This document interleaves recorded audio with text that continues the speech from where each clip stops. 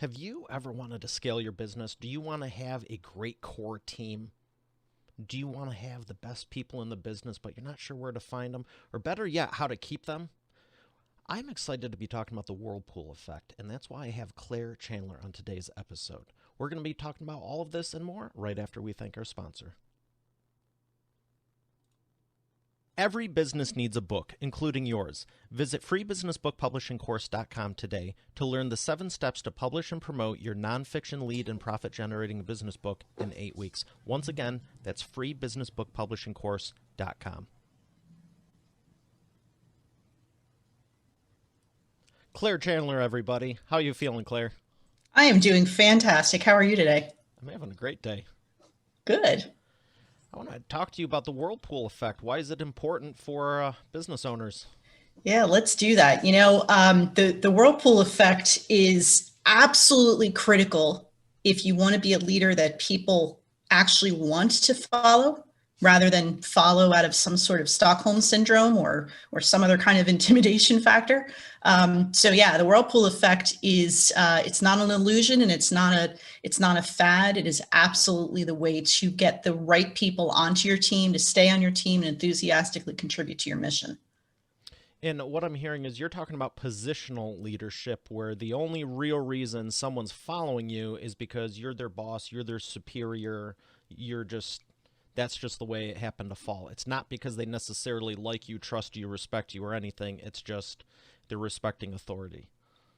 Yeah, and it's the big dividing line, right? A lot of leaders carry that title, but don't really wear that mantle. And their people look at them as a means to a paycheck, rather than a deep connection to a mission that they deeply believe in. So yeah, there is a huge dividing line between real leaders and pretend leaders. I like that. And I'm glad we're going to be talking about the proper way to do it, because I don't think anyone wants an organization. I know I sure as heck don't, where it's just like you're here because that's all it is a paycheck. And I flat out tell people that from the beginning. I'm like, this is not just another job. This isn't a transaction. It's not a one-off project. You know what I mean? We're doing this long term. If you don't see that or share that, it may not be a good fit. What's your take on it? And that was not intended, but dive right into the Whirlpool. Let's, shall we? Yes, Yeah, yes. please. So the concept of the Whirlpool Effect actually started out as a childhood memory. So I'm based in New Jersey, born and raised in New Jersey. You're probably going to ask me about my lack of accent. We can go there if there's time. But our summers were hot and humid and sultry and all of that. And it always seemed to be that the most popular kid on the block was the one with the swimming pool in the backyard. So, spoiler alert, that wasn't me. We didn't have a pool, but a couple of my friends did. So every summer, all the neighborhood kids would gather, and that's where we would spend a hot summer afternoon. And, we'd bring out all the games, right? The Marco Polo and all those other pool games. But invariably, somebody in the pool at some point in the day would shout out Whirlpool. And immediately we all knew what that meant. It meant whatever else we were doing, we would just start to follow each other in a circle. And after a couple of laps, you would pick up your feet and you could be carried along with the flow that you created. And when you think about it, that's what real, genuine, effective leadership looks like, right? I have a simple message. My people immediately attach meaning to that. They can see what success looks like, and they contribute their whole hands, heads, and hearts to making that a reality. So that's really what the Whirlpool Effect, both in the backyard swimming pool and in reality and leadership, needs to look like. I like both of those situations, but I'm going to do my darndest to stay on the leadership and the entrepreneurship side of this. But you got my wheels spinning, admittedly. I grew up on the water, love the water, and I'll just leave it at that for now. There you go. So my question for you is, you got a great company, you got people, maybe they're a team, maybe they're not. What if you don't have the Whirlpool Effect? How do you create it? Oh, it's great question. And anybody, any company, any team, any leader at any point in their career can create the Whirlpool Effect.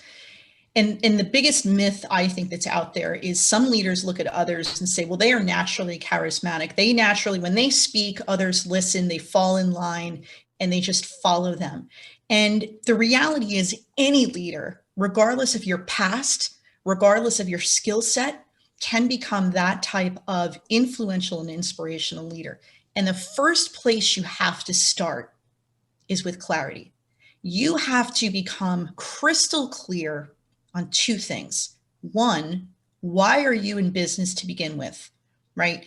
If you are the top dog in a company, then it's more than just why are you specifically in that leadership position, but it's what, what is that business around to accomplish? What is truly your mission?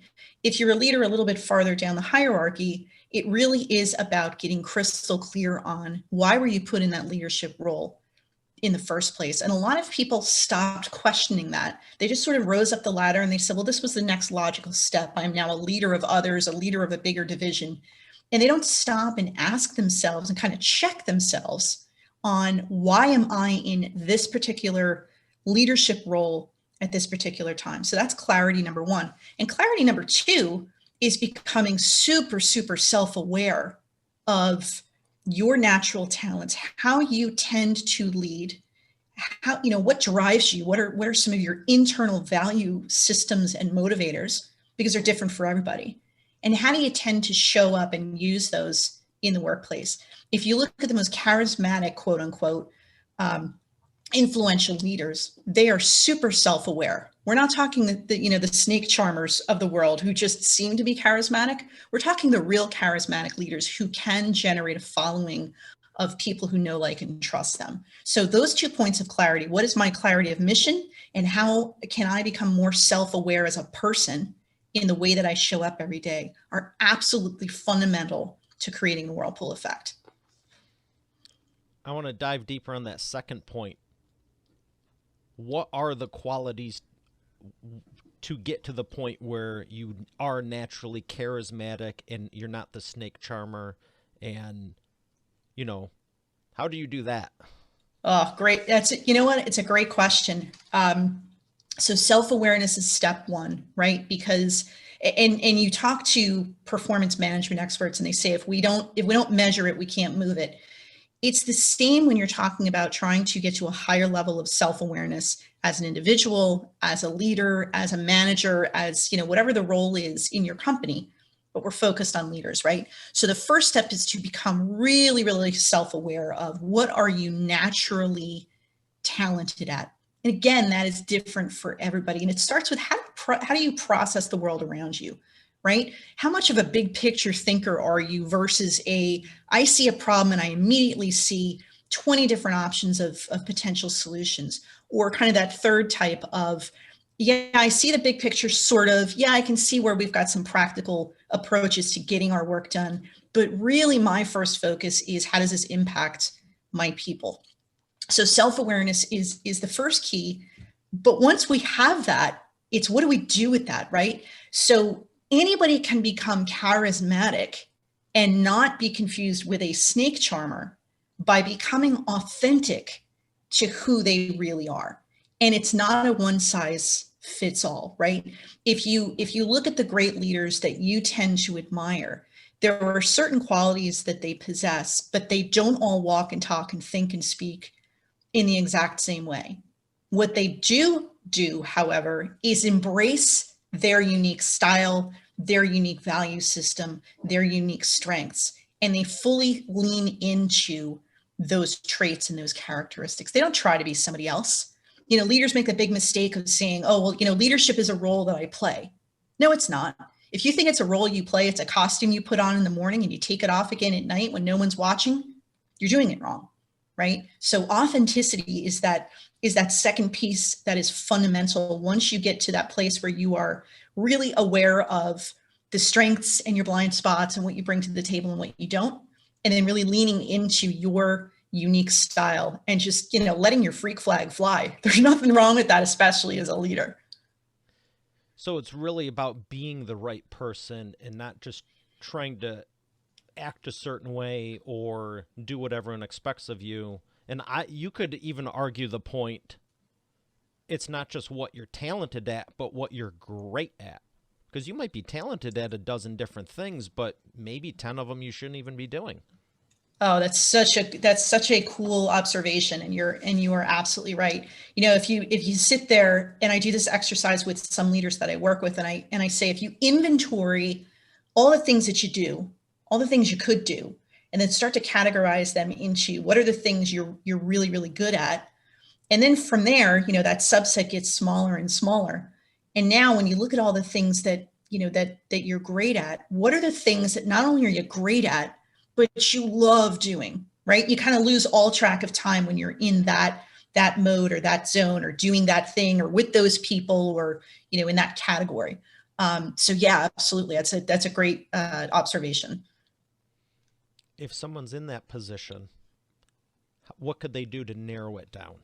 Should it be super obvious, or should it be like, well, I kind of like these five, but I'm not sure which three it should be? Or is it a blatantly clear, you may have just never thought about it in the business realm before? Yeah, for some it's very obvious. For some they can kind of short circuit that whole exercise and say, I can tell you the top three things that, in an ideal world as a leader, if I could only get to do these things, during the day, I'd be, happy as a clam. That's a great that's a great position to be in. We don't all have that immediate clarity, right?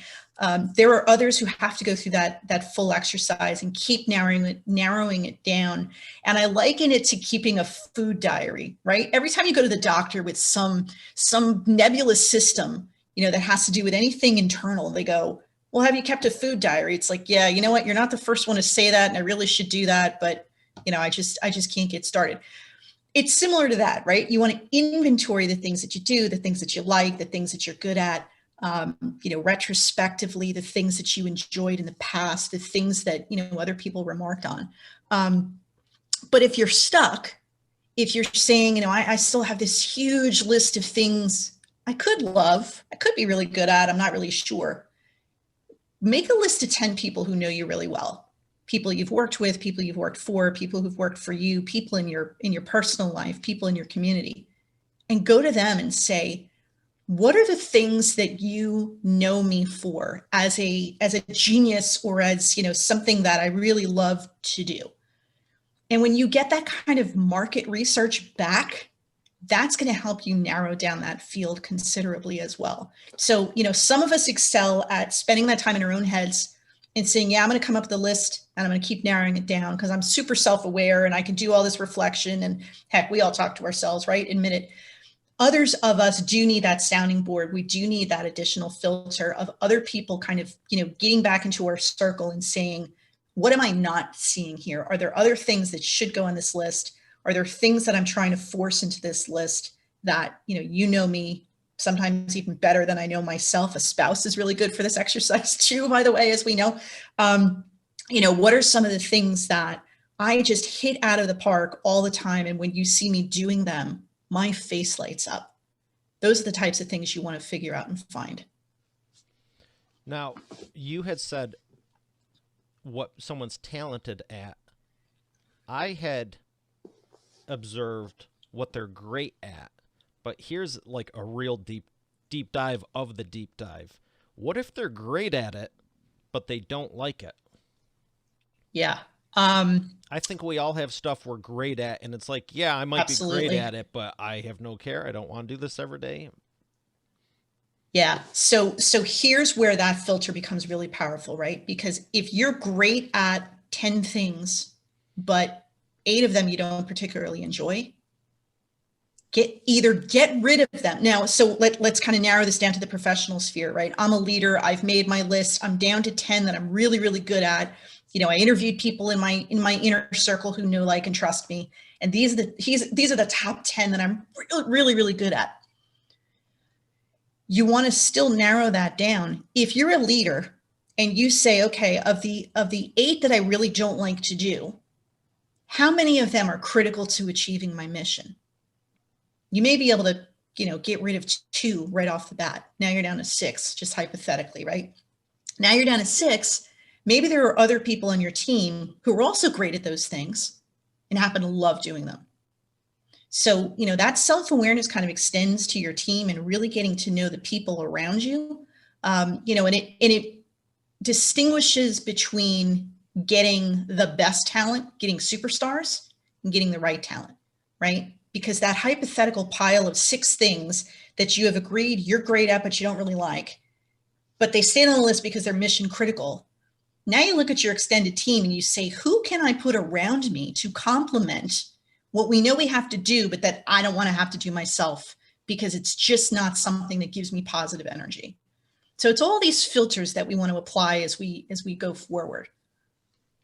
There's some great expert authority insight, and I appreciate you for sharing that, because one of the things I love about asking the questions and learning this and, getting the info for expert authority world is you get the right answers, but it reminds me of this book, when you give a mouse a cookie, it's like, oh, I need to do this. But what about that? But what about that? But what about that? And it's like, it just keeps going down. But that's what you need to do, is niche it down to a point and get that hyper clear. There's been times I've done stuff for my business and it's like, oh man, I nailed it. And like a week later, I'm like, but did I? And the more you get down there, it Yeah. really gives you that clarity, and I will add confidence to be able to present in a way and show up in a way where it's like, I don't know what you're doing, but I can tell there's something there. And then you can be like, well, frankly, I don't know what I'm doing, but yes, there is something there. So thank you for sharing Confidence. that. Yeah, and let me just jump on something you just said, because confidence is key. One of the things that I work on with leaders when I work with them one-on-one and even in groups is to get them to a level of replicable confidence. I had to slow down when I said that because I always trip over the word replicable. Try to say it fast, you can't do it. But it's really key. It is absolutely fundamental. If you are going to be a leader who can create the whirlpool effect, you have to be confident. And again, we're talking dividing lines here. There's a huge difference between being confident and being arrogant, between being confident and faking it until you make it, being confident and being cocky, right? Confidence means you can walk with this strut because you've got purpose. You know where you're going. You know you've got the right team around you. You're heading in the right direction, and you truly believe in your destination and that horizon that you're striving for. So confidence to me is one of those absolutely fundamental attributes of an effective leader. And again, everybody can acquire it. For some, it just takes a little bit more time, a little bit more effort and energy than others.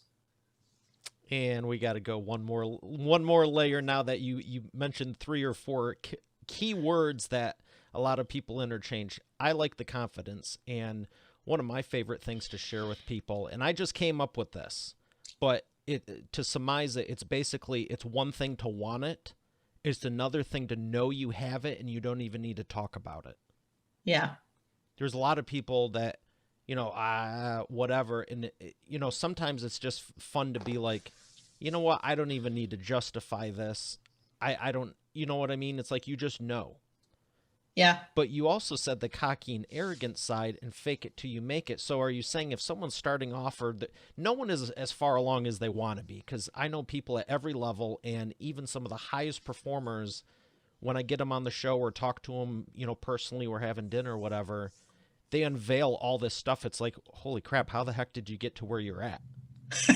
Truthfully. So it's Yeah. always interesting to me. It's like, isn't everyone faking it because I don't think anyone ever truly makes it, because the second you do, it's like everything starts unraveling.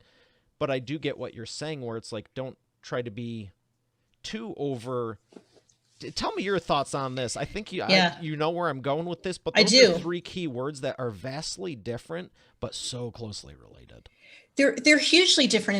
And one of the things you just mentioned is people who are first starting out. You're kind of implying, and I think rightly so, that people who are first starting out really need to be careful not to delude themselves that they have confidence, right? And there's a difference between confidence that you've quote unquote made it. And I agree with you, that's sort of an elusive target to strive for, because once you make it, you should be restless enough to say, okay, that's that wasn't the top of the mountain. That was just the top of this next peak. What's next, beyond that? You should still get a little nervous before you go live on the episode. You should. What a great observation there. Yeah, absolutely. Absolutely. And that's the thing. That's self-awareness. You joke about that, but that's 100% right. Whether you're starting out, you're in your first leadership role, or in your final, home stretch farewell tour before you're going to retire, confidence starts with that self-awareness. If you're first starting out in business, or you have your first leadership role, again, you have to embrace leadership, not as a role that you play, but as a commitment that you make, right? So this crowd that fakes it till they make it are the same people who look at leadership as the trappings that come with that. I know people in the past who were so quick to label themselves leaders, and really what they were aspiring to was the corner office, the leather chair, and the power that they could wield. That's not real leadership, and that's not confidence. That's authority, and that's influence, but it's misused, right? And it's manipulation. Getting very, very self-aware of, again, what you're great at, what you love to do, and where you want to go with those things. If that could be kind of put into a Venn diagram, what's that sweet spot, right? What am I great at? What do I really love to do? And what's going to help me move forward as a person, as a leader, as a business, as a team? Those are the things that you should, absolutely focus on. And that's a great distinction. I was smiling because while I don't agree with the authoritative and manipulative and all that, I have nothing against nice leather executive chairs. Hey, neither do I. We like comfort, right? But there's a difference between, the stature, or it helps support your posture. I'm here now. Everyone listen, nice. It's meeting time. Exactly. Oh, gosh. Exactly. Why don't you just go back in your car? We're doing fine without you. Right. I'm going to behave now because I have all kinds of stories from when I wasn't owning the company and I was working for it. So, but those experiences, and we don't have to share them now. We could set up a separate episode just on, bad bosses or horrible bosses, or the sequel to that movie. But working under and working alongside and working within view of really bad bosses, toxic bosses, ineffective bosses is as helpful as working for and working, within the sphere of really amazing leaders, right? Because again, I mentioned earlier, you want to be self-aware of your strengths, but you also want to be aware of your blind spots. And those bosses that we would never want to emulate teach us exactly that. They give us much more tangible targets to avoid as we develop, as we grow, as we aspire to higher levels of accountability as leaders. So I don't think any of us would want to go back and work for those horrible bosses, but I've certainly had them. I've certainly, encountered them, and I'm grateful for the experience in hindsight. Glad they're behind me. But, grateful for the experience, because it really does help to put in stark relief the difference between the leaders that I want to emulate, learn from, and work with, and the leaders that I don't. Again, another great distinction, and I appreciate you for sharing all of this, because you made me think of one of them. It's just like, I want to raise people up. The whole reason I'm doing this, and God gave me the vision for the show, is to exponentially elevate the identity of humanity, and I think I'll just share it. It's not but I always look to make people feel better, no matter what it is, whether it's business or not. And the one that just keeps ringing, I got dozens. We could do a whole 2-day training. We're gonna. One of them was, I was working at a giant retail store, and I was vacuuming, and I bumped into the metal floor, wherever the stuff where the DVDs that they sell are at the bottom, and just like when you're vacuuming anything, you're going to hit what's around it. That's why you have floorboards in the house. And he was like, you better cut that out. Those racks are worth more than you are.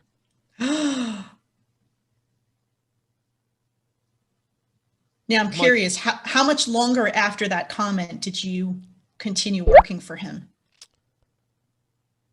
interesting you say that. I never really put two and two together because there were other times when I was helping a customer with DVDs and I was really trying to help her, couldn't find it. In a stockroom screwed everything up, even though the system and the computer showed it. They weren't on the shelf, they were in the wrong spot. And I was helping her maybe 6 minutes versus 4.5. And again, a different day, you need to, I'm kneeled down looking, trying to help her. And he walks up and says, "You're taking too much time with her. Other people need her help. She's done." Wow. And I'm like, and I was like, "I am so sorry, miss. She's like, "You're great. I don't know why he's here." It's just Yeah. interesting to me because every morning we'd have all right, let's talk about customer loyalty and how to increase customer loyalty. Everyone do your little nuggets or buttons or pins or whatever. And I'm just like, you're lucky what's going on in my head will stay in a script or a comedy routine and not in real life, because you'd be getting smacked over the head with this vacuum at the least. You don't Yeah. treat people like that. And what's amazing about that is that not only was the culture toxic, but it was in direct conflict with what they advertised, right? The fastest way to lose the right people is to have a brand promise. Yeah, come on board with us. We think of customers first, and we treat our employees great, and it's an open door policy, and we want, an entrepreneurial mindset. Every job description I've ever seen in corporate puts that bullet on there that we want an entrepreneurial mindset. We want people who think out of the box. And what is the first thing you do when you go into that, that corporate environment, just as an example, and you think, creatively, and you think off the page of your job description, you get slapped right back into the little box that they want you to play in. And so, if your culture is very buttoned up and it's really not about customers first, it's about, bottom line profits or whatever. And I realize that doesn't make a sexy mission statement, but I'm saying that to be extreme, right? When there is a disconnect between the culture that you promise and the culture that you deliver, not only will you drive good people out the door, you will keep the ones that you wanted to get rid of. And it's part of the reason that cultures get toxic to begin with. I always say that the biggest impact on a culture is the behavior of its leaders. And just that one story you shared, actually two examples of presumably the same guy, perpetuating this, this negative impact on your culture. Every time I'm sure they posted these corporate values on the wall that the customer comes first and employees are our, greatest asset and all of this other stuff. That's not what you remember about that experience. You remember that this guy, I censored myself, you're welcome, was leading, quote unquote, the company. That is a perfect example of somebody who does not accept leadership as a commitment to do better and to elevate the lives of the people around him. That is a perfect example of a leader who just plays the role and not well. Yeah, and there was other people who were more deserving of it. And I'm not going to say the company name, but if you see the blue, the yellow, and the pink that are in this shot, and remove the pink, um, there was a lot of good people, but it was just like there was a few, and he wasn't the only one. It was just like it was hilarious. But to your point of how long did you stay after that, I probably did not realize it at the time, and I've never thought about it. But now that you mention it, because Black Friday is the biggest day of the year, and this, Christmas time is the most busiest season for an electronics retailer. Not much, maybe I was actually hoping I wouldn't make past the seasonal help. Somehow I did. Um, I cared. I always cared, and I'm sure they saw that. But it was probably 3, 4 months later. I just walked in one day. It was actually one of my greatest memories because I was getting ready to go on the Wave Runner, and I was like, this is cutting into my fun time. I don't need to be here. I had my first business at this time. I literally only was working there because I liked DVDs and movies. And I Hey, you know walked what? in one Nothing wrong day, with and that. I was like, in my mind at the time, it was, I don't want to be here anymore. It's taking up too much of my life, and there's better stuff I could be doing. But it's interesting you say that, because I'm sure subconsciously my spirit and heart like day after day was just getting rattled and rattled and rattled. And I probably wasn't as self-aware at the time, but I remember being there in the meeting in the morning, and there's 20 people around, and I went to my not inventory manager, the manager of who department, that's what it's called. It's been a few years. And I was like, just looking around. She's like, "You okay?" I go, "I'm going to quit today. What do I need to do? Do I tell you? Do I tell Glenn maybe at the time?" I go, "Is there paperwork? What do I do?" And she didn't even know what to do because it turned Wow. into this big thing. And then the meeting was starting, and by then everyone's going shh, shh, shh, shh, shh, shh. Yeah, And they yeah. stopped the meeting to be like, "Okay, clearly everyone knows now this, that." And I was just like, dude, the whole time I'm like, well, if I get out of here by 9:30, I can get home by 10:30, and I can be on the lake by 11. I was like, just so I'm done. Yeah. But there's a lot of good there. I will say that. A lot of nice people, but there was some real interesting characters who I don't know how they had a higher level position, and they just acted like they owned the entire chain. Not just the Yeah, store or not just the right. area. It was just like, who is you? What? You had a double shot of Wheaties this morning, hey? Wow. Your your story though is so it's so interesting, and it that night that you were running the vacuum and got completely dressed down over abusing the DVD rack, the poor DVD rack. Um, it's one of those symptoms, right? And you even said, I probably stayed another 3-4 months. I'll go you one better. When I finally left corporate, it was after a bunch of those symptoms started to pile up. So if I had asked myself that same question, so there was a day I was walking down the hall. True story, this actually happened. And my boss pulled me aside and he said, "You really should think about toning down your walk." True story. And I said, what do you mean? He goes, it's really bouncy, and you exude this happiness, and it's freaking out some of the folks I worked in human resources at the time, some of whom, had total Stockholm syndrome. And he said I really should tone down my walk because it's too happy and it's freaking some people out. They think I'm like, I know something they don't. And I'm thinking, I guess I do. I must have some internal reserve of happiness, and maybe they don't have access to it. And Too if happy? yeah, so if I told you that story and you had asked me, how long after that did I leave? It was probably another year.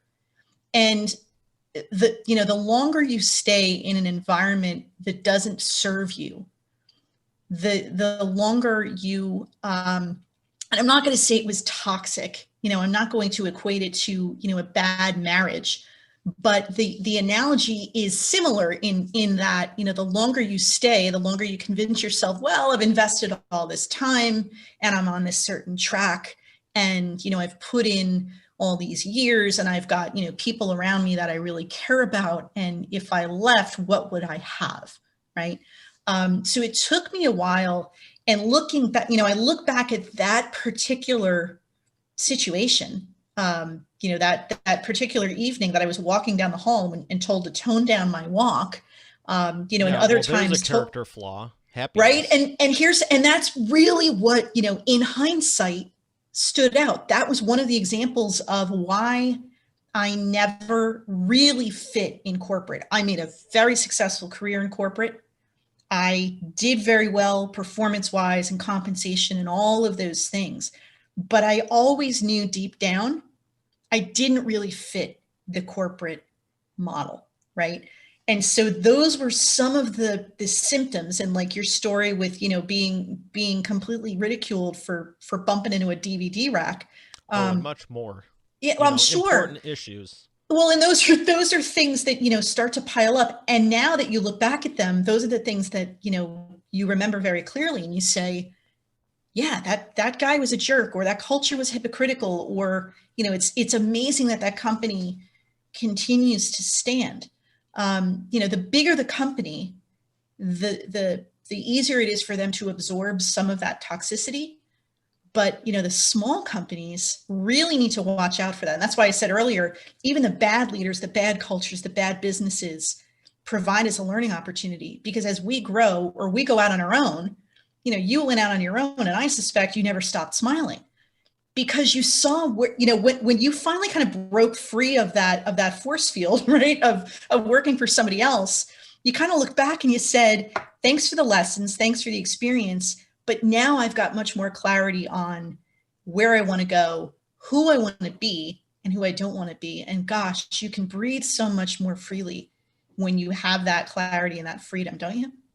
For sure. And I'd say you did the same thing. And the one class in college I remembered doing, actually going to and doing stuff in, was econ. And I remember the terms, well, let's just go with one of them that I'm thinking of: underemployed. We could have been doing so much more at the time, and we were just here. So we created our own higher level position and helped more people. That's awesome. Absolutely. I think there's a lot of people like that. I know that most people leave for lack of appreciation, not because of the paycheck.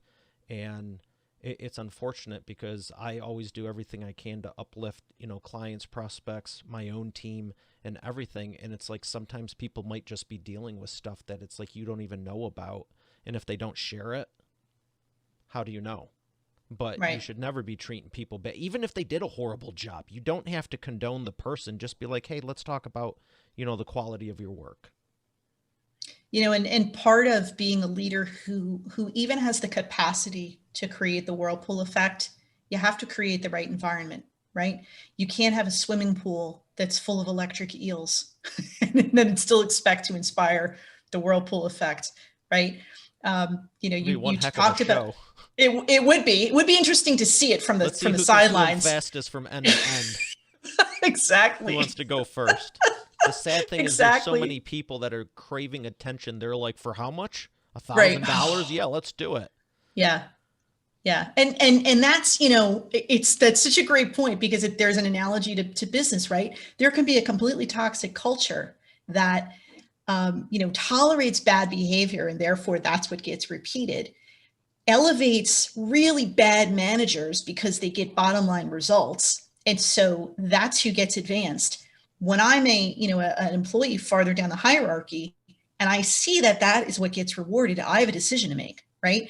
Either I become what they reward, or I get the heck out of there before it changes me. And what you're left with over time, if you continue to do that, is that toxic swimming pool full of electric eels, because nobody else can survive in that water. You can't throw a goldfish in the middle of that pool, Poor right? You thing. can't throw a clownfish. I was probably a clownfish really in that analogy, let's be honest. But my sarcasm, I think, was a little bit too, above the threshold of tolerance in corporate America. But going back to your comment about people may be going through something that we don't really know about unless they tell us. If we as leaders and we as business cultures don't create an environment where, I'm not suggesting you allow people to just come in and bring all of their dirty laundry and all of their home drama in there, but you do want to create an environment where people can thrive. And the bad leaders, the leaders who are truly not actually leaders, are creating an environment where you have to have survival instincts. Yeah. How is that going to be a sustainable business where you have a steady flow of talent coming in the door and saying, I don't even care what my job description is. I want to be part of this company. I want to be part of this culture. And I want to be in your orbit as a leader. That's what you want to attract. You don't want to attract people that are just, sharks and barracudas and all of this other. I'm just trying to come up with all these swimming pool analogies, but you know what I'm saying? If you truly want to be a leader who leaves a lasting impact and a legacy, not just in the business world, but for your family, for your community, for the people who know you, wouldn't you rather be somebody who creates an environment and inspires the whirlpool effect than somebody who manages through manipulation and intimidation and pays people just to stay? Yeah, you don't definitely don't want them there. That's one thing I've learned. And the number one thing, whether it's prospects or team, is the qualifications. Who are you letting in the door in the first place? That's on you. Oh, all That's these right. people don't know what's going on. The last 99 people didn't know what's going on. What's the common denominator there, Bob? That's And right. I remember it's reminding me of something. What if we pay for all this training and they go to the competitor? And it's like, well, what if we don't train them and they stay? That's right. And as far as the whirlpool in the swimming pool with the eels, nothing says you couldn't show up in a personal luxury submarine, sell the other 7 tickets, and drive around and just wave at everything going on. I mean, might be against company policy, but if it's your company, rewrite the policy, right? Yeah. Yeah. So I appreciate everything you're saying. I got one more question for you, and we're gonna come back and do the imperfect action round, and it is the wheel of whatever. Oh, come on. There we go. I love the props, man. Now you can see it. Yeah. It's not that scary, is it? No. All right. So my question for you is, which company do you believe should be turned around the most? You looking for a brand name, or are you looking for just a general description? Yeah, I was aiming for brand name. I mean, is there someone right now that stands out that you're just like this company, or maybe an industry if you don't want to go to that point? I'm not going to name any names, but I do have a couple of characteristics that I've seen out in the business, that were prospective clients that I kind of walked away from because they just didn't get it. 2020 obviously was a bit of an anomaly, a very unique year, and it's going to be years before we really truly understand the full scope and the impact of what COVID has had on business, on ways of working, et cetera. I think the businesses that are going to have the toughest time turning around are not so much the ones that were caught flat-footed by a global pandemic, because I think everybody was to some extent. It's the ones who, when they had to radically and very immediately shift the way they were working, primarily go from office-based to remote-based, the ones, and I've seen this, and they never got themselves kind of out from under this model. The ones with, and I'm going to use air quotes when I say their leadership team, looking at the shift to remote work with skepticism that their people left unsupervised were truly being productive. I saw leadership teams, again in air quotes, in some companies who, when they were forced to pivot to remote work, rather than embracing that new reality and looking at ways to get more creative, more innovative, more efficient, more effective, and taking the extra effort to stay connected to their employees, they sat in their own offices, in their own bubbles, and they said, I'm not convinced they're doing the work that they would have been doing in the office. So I really question whether this is a sustainable model. And you're going to see those same companies at the earliest opportunity go right back to forcing a Monday through Friday, 9 to 5 in the office kind of a workforce, and they're going to drive themselves into the ground. So I've seen that in a couple of industries. I've seen that in a couple of kind of management business models, and I saw the cracks in their foundation before COVID had even come up. These were companies that had been contemplating shifting to a more flexible work arrangement, but couldn't get out of their own way. And they delayed and they delayed and they delayed because they couldn't figure out how to still control all of the activities if they gave people flexibility. And then COVID came in, and they used that as justification to say, you see, I'm not convinced that they're still working as hard as we need them to, and that we can get to where we're going. So it's those companies that didn't just look at this as, that didn't look at what COVID did to us as an opportunity to get better and to be better. They saw this COVID from the mentality of a victim, that here we go, we already couldn't get enough out of our people, and now they're going to goof off. Those companies are not going to be around. And if they are, they're not going to be ones you want to work with or for. Yeah, it's interesting because I've been telling people for over a decade to do more stuff online, automate it, use systems, use software, do all this stuff. I mean, there's nothing that's being done that hasn't been around 10, 15, 20 years. The Absolutely. companies are changing. There's vastly more people accepting it. But when people are like, do you want to get on a Zoom call? I'm like, no, the phone works fine. Like, we're not filming something. We're not doing a Right. presentation. We're just talking about a couple of things. They're like, really? You don't mind? What did we do the last decade?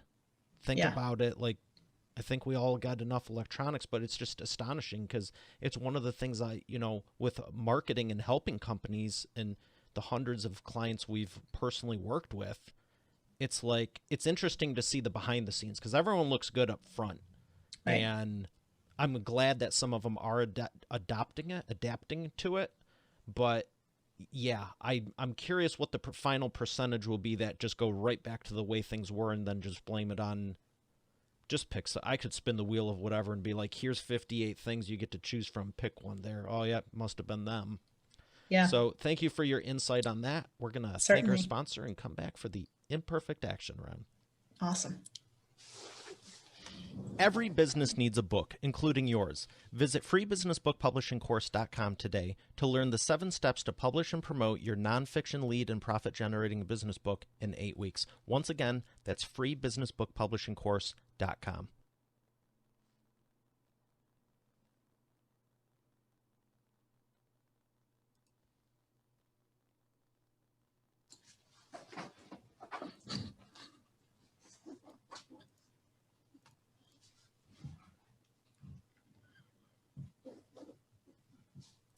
And we are back with the imperfect action round. Claire, are you ready to take imperfect action?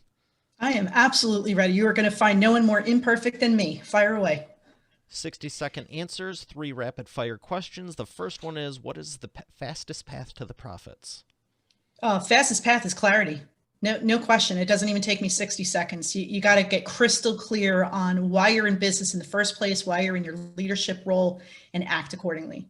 Excellent. Number 2, what is the biggest problem you see your prospects making and the fastest way for them to fix it?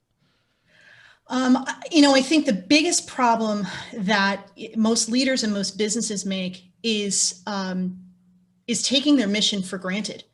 Quite honestly, I don't mean to harp on that, but it is so foundational. So, some companies just sort of either assume that they've got that part nailed, or they assume it's not that important that it be articulated. So, it's the fastest thing to fix because you just need to reconnect with why you're in business in the first place and what that horizon is that you're striving for. Nail that down, and you'd be amazed at how much easier your decisions get. Very good. Number 3, what is the best way to maximize customer lifetime value? Don't treat them like a customer, treat them like a relationship that you want to continue to nurture. You want to surpass expectations, and that does not always translate into, well, I've got to give them more for less, but you want to build upon the relationship that you've created, really deliver not just what they've asked for, but things that they cannot see around the corner. That's really where you create lifetime value. What books would you recommend to Expert Authority World? Other than my own, I would recommend anything by the brilliant Brene Brown. I most recently read Dare to Lead. And for anyone in a leadership role, whether it's your first role or your 50th leadership role, go and read that book. Excellent. And where would you like people to learn more? They can reach me at clairechandler.net. I have a couple of other websites, but that is the best one-stop shop to connect with me, learn more about me, and set up some time to chat if they're so inclined. I love that. I tell everyone a single call to action. Good for you. Good for you, seriously. Awesome. Claire, this has been a pleasure. Thank you so much. Thank you. It's been great. All right, Expert Authority World, we have another great episode here today. I'll see you tomorrow. Have a great day. God bless.